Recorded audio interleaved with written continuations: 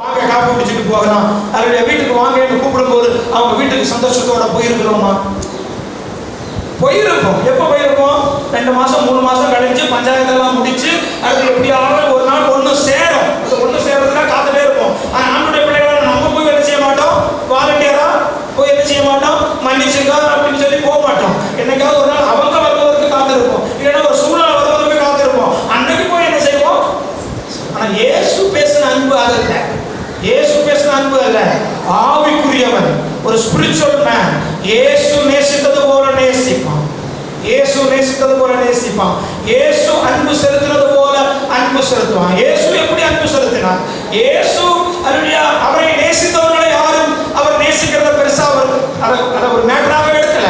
அவரை நேசித்த யோவானை, அவரை நேசித்த பேதுருவை, அவரை நேசித்த மற்ற யாக்கோபு, அப்போஸ்தலர், அதெல்லாம் ஒரு மேட்டராக எடுக்கலை.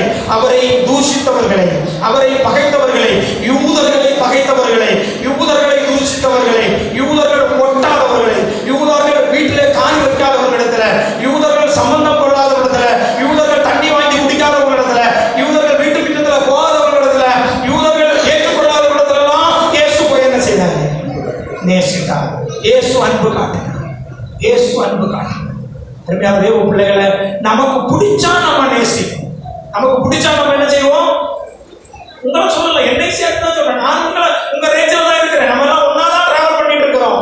நம்ம எல்லாம் என்ன பண்றோம்? நமக்கு பிடிச்சா நேசிப்போம். நமக்கு பிடிக்கலன்னா நம்ம என்ன செய்ய மாட்டோம்? நேசிக்க மாட்டோம். அதை யாருனாலும் நேசிக்க மாட்டோம்.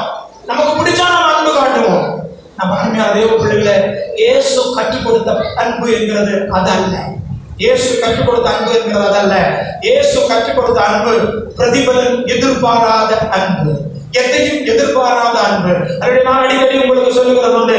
அதனுடைய ஒரு கதை சொல்லி உங்களுக்கு ஞாபகம் இருக்கும். அதனுடைய ஒரு முனிவர் ஒரு ஆற்றங்கரையில ஆற்றை கடந்து போவதற்காக ஆற்றங்கரையிலே போகிறாராம். அப்படி ஆற்றங்கரையில் போகும்போது ஒரு தேள் ஆற்றங்கரையில அந்த தண்ணீர் அடித்து கொண்டு போகிற அந்த தண்ணீர்ல ஒரு தேள் அப்படியே ஓடி வருகிறது.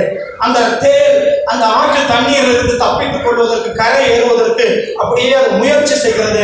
அப்படியே மேல ஏறி வரும்போது மறுபடியும் ஸ்லிப் ஆகி அந்த தண்ணீரிலே அந்த தேள் விழுந்து விடுகிறது. மறுபடியும் அது ஓடுகிறது, அடித்து வருகிறது.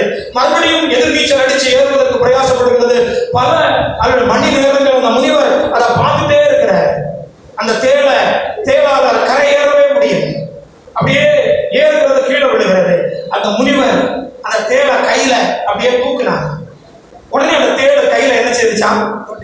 கொட்டிடுச்சு. உடனே கை உடைச்சிட்டார். உடனே அந்த தேள் தண்ணீரில் விழுந்துருச்சு. மறுபடியும் முனிவர் பார்க்கிறாரு, தண்ணீர்ல இருந்து கரையேறுவதற்கு தத்தளிக்குது. மறுபடியும் கையை வச்சு என்ன செய்யறாரு? தூக்குறாரு. தேள் கொட்டுது. கையை போடுறாரு.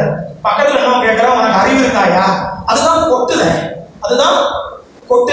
மறுபடியும் நீ அதை போய் தூக்கி விடுறதுக்கு போயே அப்படின்னு.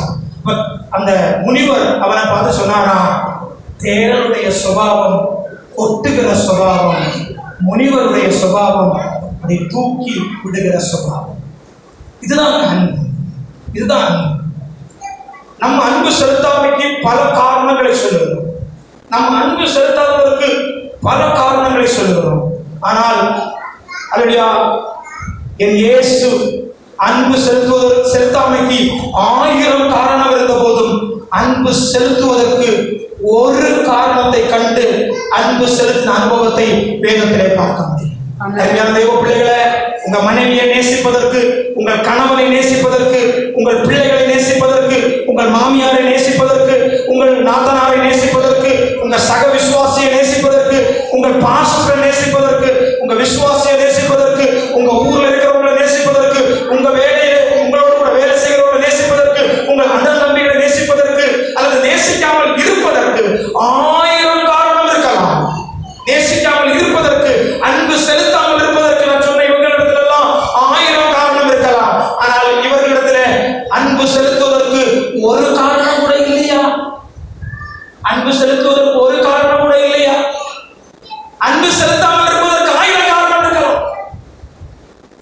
ஆனால் அன்பு செலுத்துவதற்கு ஒரு காரணம் கூட இல்லையா?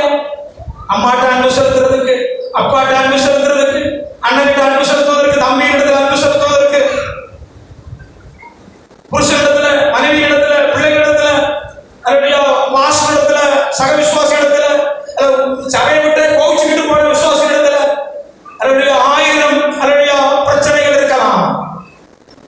ஆனால் நன்மை சொல்றது ஒண்ணு இல்லையா? நம்ம சர்ச்சில் ஒரு குடும்பம் போனாங்க, என்ன விமர்சிச்சுட்டு தான் போனாங்க.